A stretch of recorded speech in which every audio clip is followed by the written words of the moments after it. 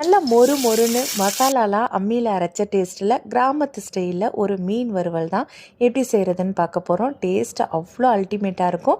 எப்படி செய்யலான்னு வீடியோக்குள்ளே போய் பார்க்கலாம் வாங்க. இந்த மசாலா ரெடி பண்ணுறதுக்கு ஒரு மிக்சி ஜாரில் கொஞ்சமாக தேங்காய் சேர்த்துருக்கேன், கொஞ்சோண்டு சின்ன வெங்காயம், ஒரு 4-5 காஞ்ச மிளகாய், கொஞ்சம் கருவேப்பிலை, அடுத்தது திக்காக கரைச்சி வச்சுருக்க புளி தண்ணியை இதோட சேர்த்து அரைங்க. தண்ணி விட்டு அரைக்கணுங்கிற அவசியம் இருக்காது, கொரப்பாக அரைச்சி எடுத்துக்கலாம். அப்படியே இதே மசாலாவை அம்மி வசதி இருக்கிறவங்க அம்மியில் ட்ரை பண்ணுங்கள், இன்னும் டேஸ்ட்டாக இருக்கும். இப்போ நாம் கொரன்னு அரைச்சி வச்சுருக்க இந்த மசாலாவில் தேவையான அளவுக்கு உப்பு, குழம்பு மிளகாய்த்தூள் சேர்த்துருக்கோம். இந்த குழம்பு மிளகாய்த்தூளையே மிளகாய்த்தூள், மல்லித்தூள், மஞ்சள் தூள் எல்லாம் கலந்துருக்கிறதுனால 1 ஸ்பூன் அளவுக்கு சேர்த்துருக்கேன். நீங்கள் காரம் ஏற்கனவே நம்ம 4 காஞ்ச மிளகாய் சேர்த்துருக்கோம்.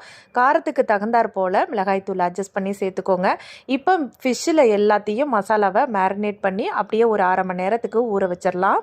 ஊற வச்ச இந்த மீனை நல்லா இரும்பு தோசை தவா இருந்துச்சுன்னா அதில் போட்டு ஃப்ரை பண்ணி எடுங்க, இன்னும் டேஸ்ட்டாக இருக்கும். நான் நான்ஸ்டிக் தான் யூஸ் பண்ணியிருக்கேன். கீழே கொஞ்சம் கருவேப்பிலையே இந்த மாதிரி காம்போட வைங்க. நல்லா மொறுன்னு கருவேப்பிலை நல்லா எண்ணெயில் ஃப்ரை ஆகி சூப்பராக 2 பக்கம் திருப்பி போட்டு எடுத்திங்கன்னா அட்டகாசமான டேஸ்ட்டில் கிராமத்து ஸ்டைல் மீன் வறுவல் ரெடி ஆகிடும்.